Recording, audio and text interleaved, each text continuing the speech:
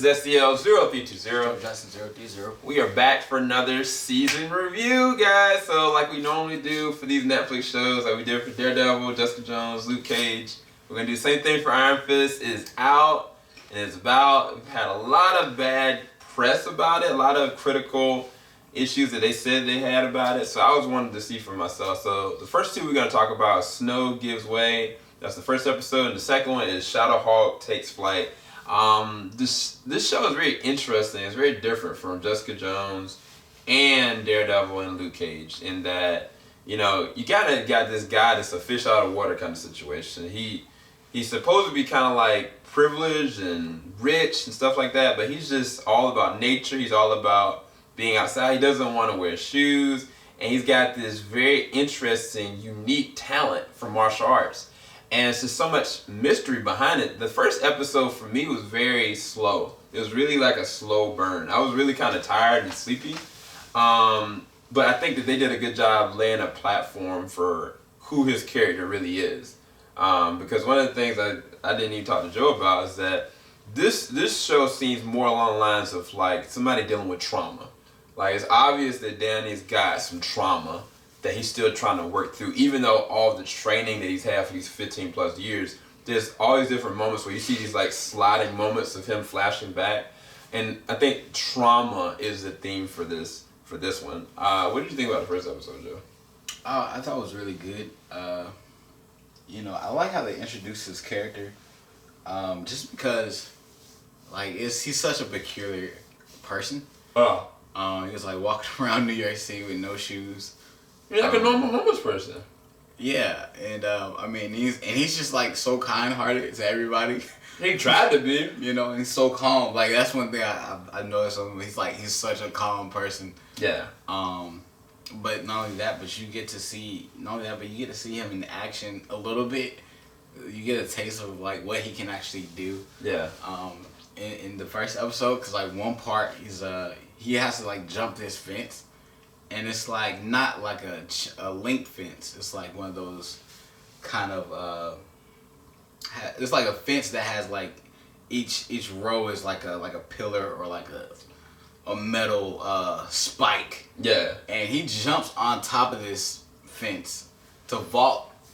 He vaults on top of it then to get to a ledge on the side of the building. And he does that barefoot. I was like, yo, this dude is ill. Like, who does that? Like, I've never... Like, that would hurt somebody's foot. Like, that would hurt my foot. But, I mean, he's really an interesting character. Like, to just the introduction of him. I loved it. Yeah. Another person gets introduced. Her name is Colin Wing. She's, like, kind of a master of this dojo. She has this interesting martial arts skill where she's kind of trying to perceive who Danny is, and Danny's kind of like, you know, offering himself up to help out. She's like, "You're this homeless dude, like I don't know you," kind of thing. But she also tells him when he's trying to get away.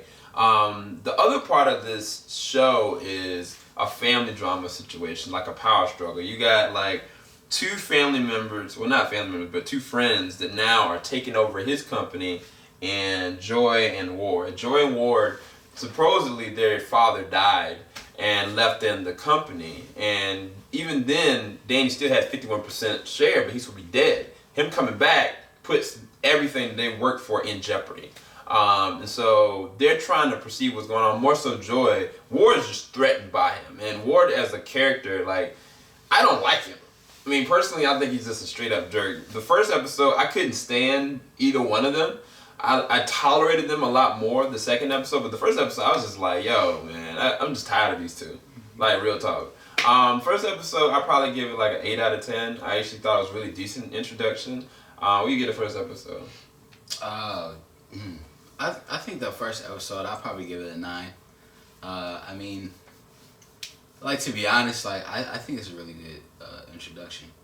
Because, I mean, going based off, like, I think out of the series thus far, best introduction was probably Jessica Jones. Yeah, absolutely.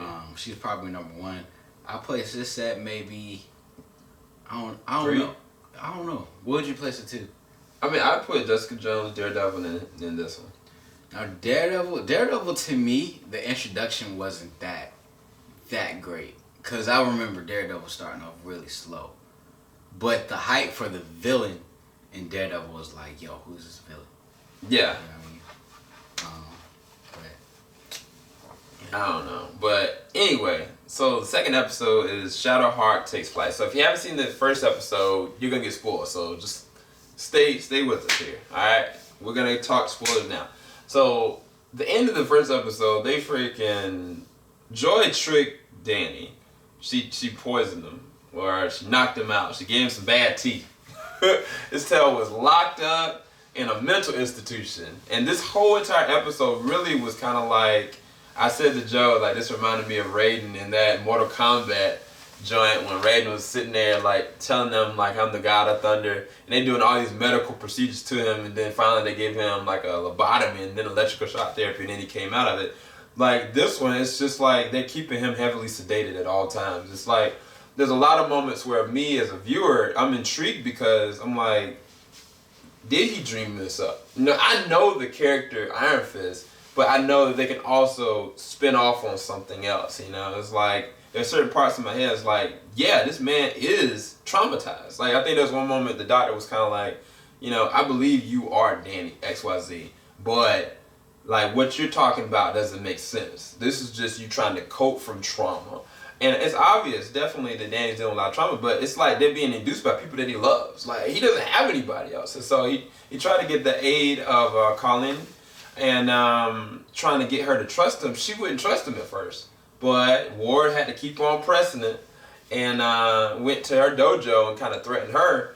And I was like, look, do this and I'll give you this amount of money. And it kind of made her on the defensive, which was really interesting to see what she did after that. This was a way better episode for me because I think that it added so much more mystery and hype at the same time. Not so much like a lot of fight sequences, but a lot of build up and a promise that I was kind of hoping for the first episode, especially at the end. The end, I was like, Dragon Fist, yeah, but it was dope. Yeah. It was really dope. What did you think about the second episode? I really thought it was good, man. Like, Ward's dad, like to me, is like Harold.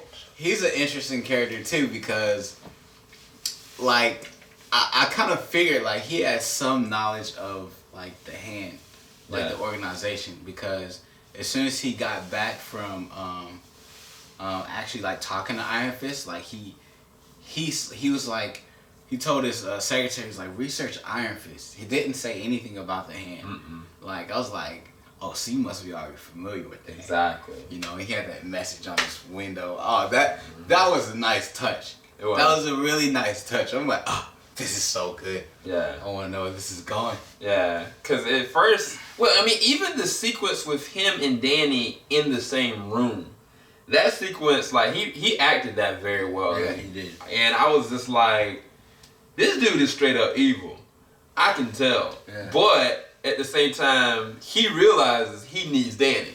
You know, and it's a conflict of interest kind of thing. Is that the enemy of my enemy is my friend. But at the same time, there's never a point I'm sitting there watching him like he would kill Danny if he needed to. And it's really interesting. In spite of everything that Danny's gifted in, he was stuck for a minute, man. It was really hard to watch and really kind of getting degraded and like, I don't know, even like the first episode, like his homeless friend, like he was sitting there talking with this homeless guy and he looked homeless himself. And it's like, that's a common thing you could see in any big city, you know what I'm saying? Like, people, you have this, you know, approach of looking at somebody and you don't really know who they are, you know, kind of thing. And even Danny, like, he came from wealth and then finally he went to the monastery and learned everything to come back and people perceiving him one way. And it's like, his best friend there was this homeless dude that really didn't even make a lot of sense either. But they connected on a level and I thought that was really good storytelling.